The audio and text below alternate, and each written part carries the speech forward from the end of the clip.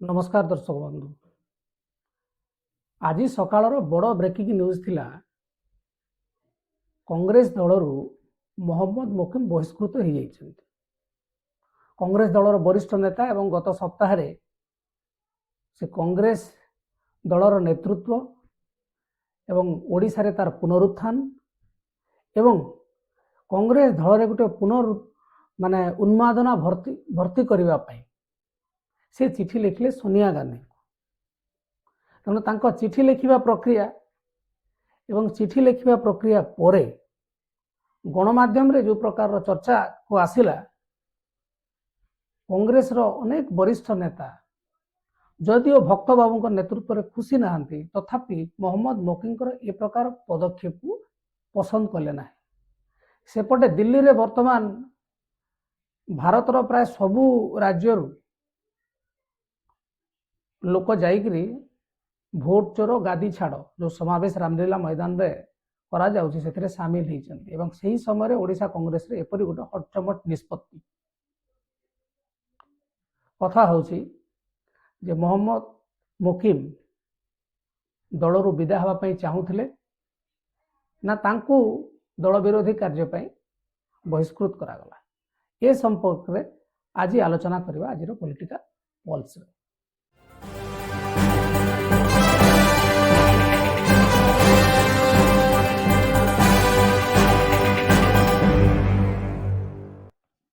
मोहम्मद मोकिम कांग्रेस दल रे बहुत दिन धरिक अछंती एवं आगुरु थरे मध्ये तांको निलंबन करा जायतिला एवं से मध्ये चर्चा को आस्थिले जेतेबेले दलर व्हिप को अवमानना करी जेतेबेले राष्ट्रपति पद पई भोट देवा समय आसिला सी तांको दलर जो प्रार्थी से दलर प्रार्थी को न देकरी से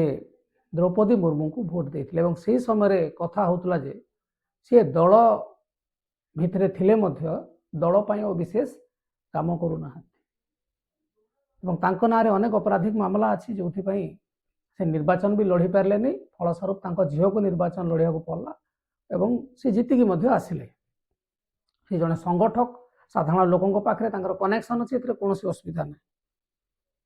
किंतु से जो एते बड़ नेतृत्व को चैलेंज कले जदिओ गणमाध्यम रे चर्चा होछि जे खड़गे को समालोचना कला माने आपन को फल भोगिया को पड़िबो। तेणु कौन से राजनीतिक दल रे गोटे नेतृत्व को आपण टार्गेट करि परिबे तांकर राजनीतिक कार्यकलाप को नहीं। से तो व्यक्तिगत अवश्य करिसेंति टिके बयस को नहीं करि परिबे किंतु से कहले जे कांग्रेस केबे भी सफल होबो नाही कौन सी नेता को से पसंद करू नाहंती ता भितरे कारण टे कोन। तेबे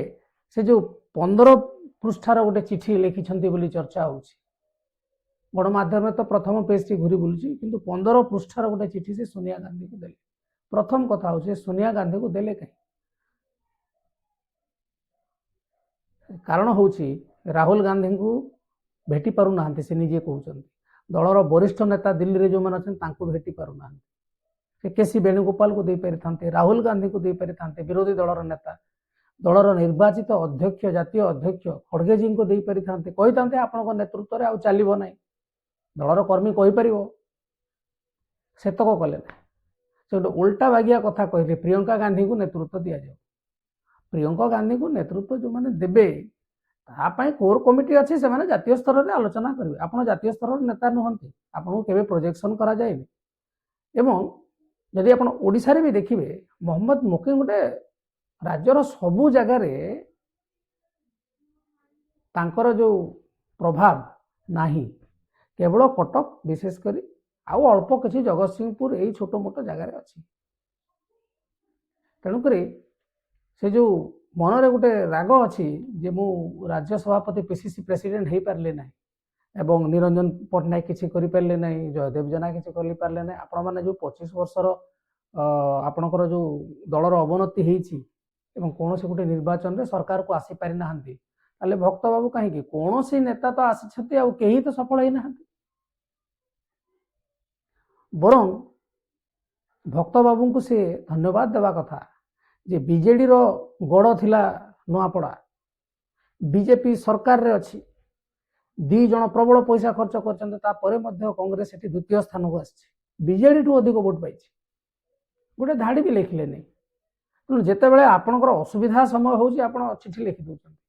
कौन से गोटे ट्वीट करके लिखिं जे भक्त बाबू नेतृत्व को धन्यवाद और जो मैंने सेठी कठिन परिश्रम करते जहाँफल नुआपड़ा द्वितीय स्थान में कांग्रेस आसला आप देखु अनंत सेठी श्रीकांत जेना आपणकर निरंजन पट्टनायक आपणकर पंचानन कानून गो आपणकर आ बाकी जयदेव जेना जो मानक भी ए विषय मत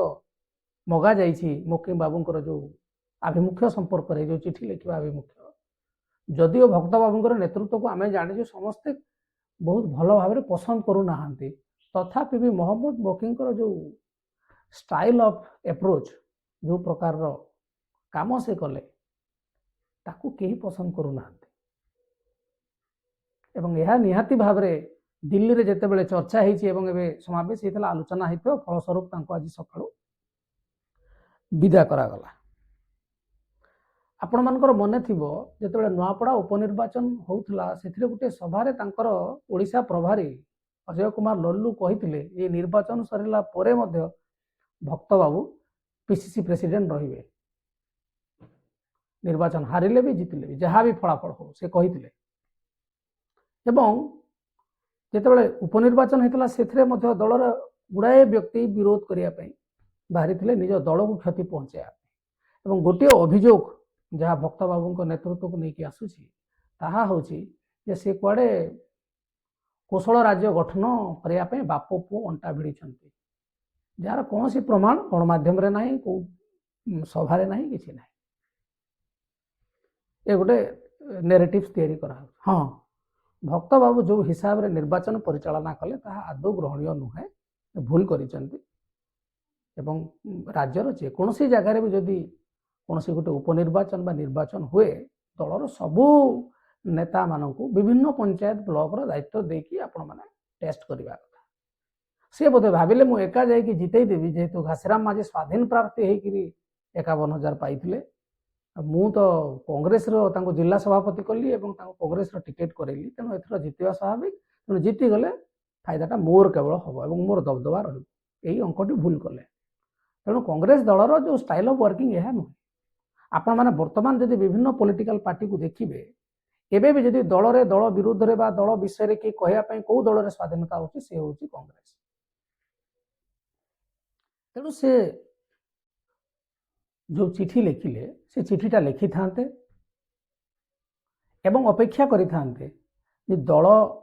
भितर आलोचना है कि कौन निष्कर्ष बाहर तांकू उत्तर कौन मिलू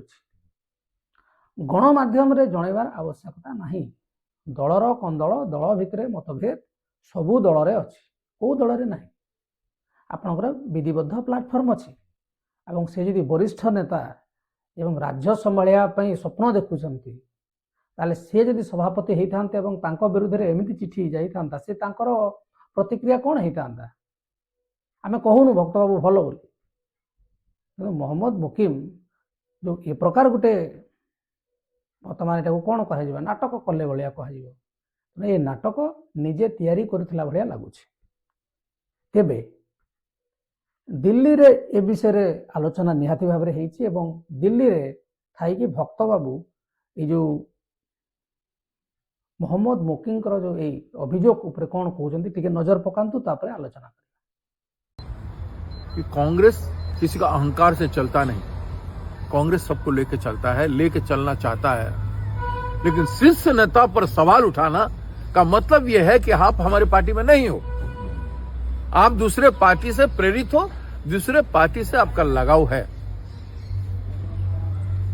सब बंधु गोटे कथा आमको बुझिया को पड़िबो जे कौन से राजनीतिक दल हो कौन से कॉर्पोरेट हो कौन से इंस्टीट्यूशन हो आपण जो 2 नंबर स्थान पाइबे ताहले आपणकर एबिलिटी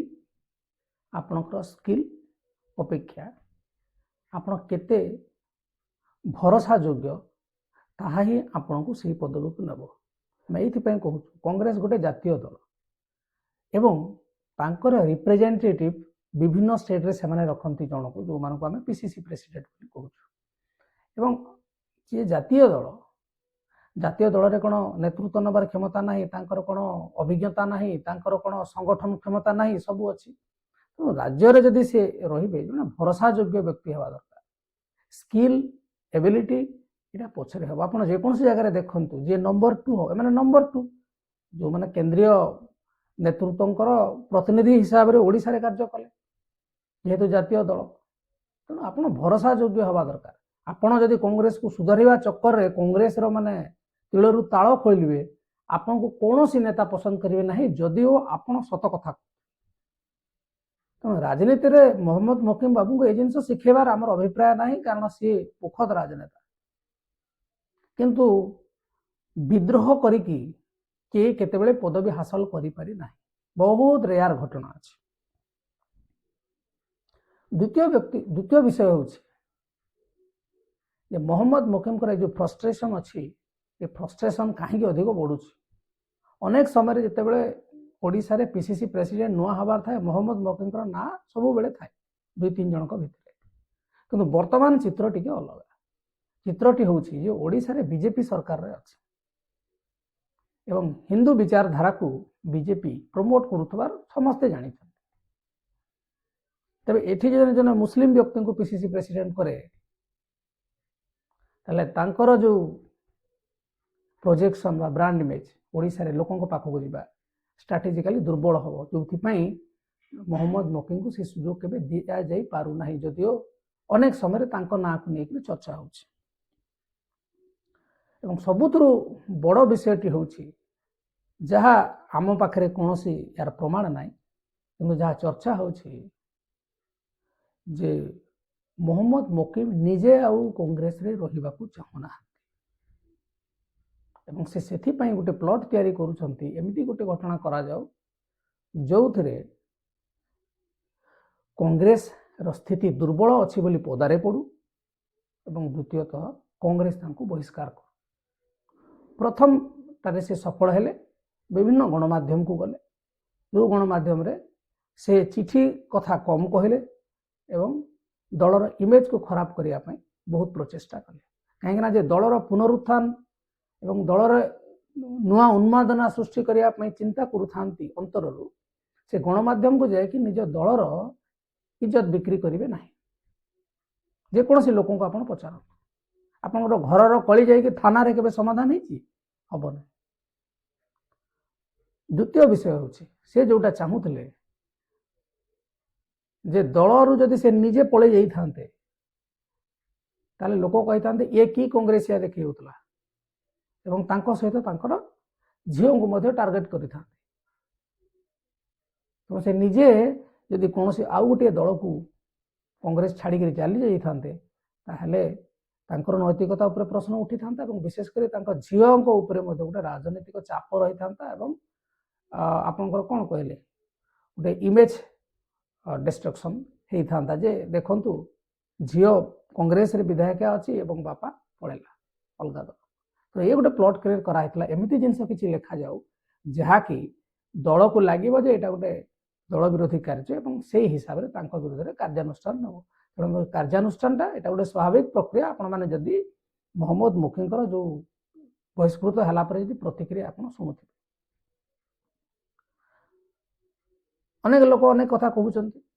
କିଛି ଲୋକ କହୁଛନ୍ତି ସେ ବିଜେଡ଼ିକୁ ଯିବା ପାଇଁ ଚେଷ୍ଟା କରୁ, ବିଜେଡ଼ିକୁ ଏବେ ସେ ଯିବେ ନାହିଁ ଆମକୁ ଯାହା ଲାଗୁଛି। କାହିଁକି ନା ରାଜନୀତି ଏବଂ ସମାଜ ସେବା ବ୍ୟତୀତ ଗୋଟେ ବହୁତ ବଡ଼ ରିଏଲ ଇଷ୍ଟେଟ୍ ଏମ୍ପାୟାର ଅଛି ମହମ୍ମଦ ମକିମଙ୍କର ଏବଂ ସେ ବିଜନେସ୍ ଇଣ୍ଟରେଷ୍ଟକୁ ଆପଣ ଯଦି ଫୁଲଫିଲ୍ କରିବାକୁ ଯିବେ ତାହେଲେ ବର୍ତ୍ତମାନ ଯେଉଁ ସରକାର ଅଛି ସେ ସରକାର ସହିତ ଆପଣଙ୍କୁ ସାଲିସ କରିବାକୁ ପଡ଼ିବ ଗୁଡ଼ାଏ ଜାଗା। ଏବଂ ଆପଣ ଗୋଟେ ଗଣମାଧ୍ୟମରେ ଦେଖିଥିବେ ମହମ୍ମଦ ମକିମଙ୍କ ଝିଅ ସୋଫିଆ ଫିରାଡସ୍ ମଧ୍ୟ କହିଥିଲେ ଯେତେବେଳେ ଦୁଇଟି ମୁଖ୍ୟମନ୍ତ୍ରୀଙ୍କ ବିଷୟରେ ତୁଳନା କରିବାକୁ, ସେ ସେଠି ଗୋଟେ ହିଣ୍ଟ ଦେଇକି କହିଥିଲେ ଯେ ମୁଖ୍ୟମନ୍ତ୍ରୀ ମୋହନ ମାଝୀ ହେଉଛନ୍ତି ଖୋଲା ଲୋକ, ସମସ୍ତଙ୍କ ପାଇଁ ଦ୍ୱାର ଖୋଲା, ଆମେ ନବୀନ ପଟ୍ଟନାୟକକୁ ଭେଟି ପାରୁନଥିଲୁ। ଯଦିଓ ଏହାକୁ କୋଇନ୍ସିଡେଣ୍ଟାଲି ଯୋଡ଼ା ଯାଇ ନପାରେ ମଧ୍ୟ, କାରଣ ସେ ଅନ୍ୟ ପ୍ରସଙ୍ଗକୁ ନେଇକି କହିଥିବେ, କିନ୍ତୁ ଯଦି ବିଜନେସ୍ ଇଣ୍ଟରେଷ୍ଟକୁ ଦେଖିବେ, ଯେଉଁ ବିଜନେସ୍ ଏମ୍ପାୟାର ଆପଣମାନେ ସମସ୍ତେ ଜାଣିଛନ୍ତି ତା ନାଁ ନେବା ଠିକ୍ ହେବ ନାହିଁ। ସେ ଯେଉଁ ବିଜନେସ୍ ଏମ୍ପାୟାରକୁ ସୁରକ୍ଷା ଦେବା ପାଇଁ ବା ତାକୁ ସଜାଡ଼ିବା ପାଇଁ ହୁଏତ मोहम्मद मुकिम को बाध्य करा जाई थाई पारे ए प्रकार गोटे दल बदल करवा निष्पत्ति को। तेणु देखिबा ये जो बहिष्कार करा जाय मोहम्मद मुकिम को एटा राज्य कांग्रेस रे की प्रभाव पकाउछि ना आसंता समय रे देखिया को मिलिबो जे मोहम्मद मुकिम आउ गोटे दल रे जोग दउछंती जदियो तांको झियो वर्तमान कांग्रेस रे विधायक अछंती टिकेट पाई लड़ी की जीती की।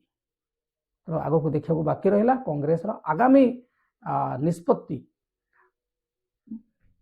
आमर मोहम्मद मुकिम कौन रहुछि एवं राज्य राजनीति रे कांग्रेस रे कि प्रकार चर्चा चालू वर्तमान नमस्कार।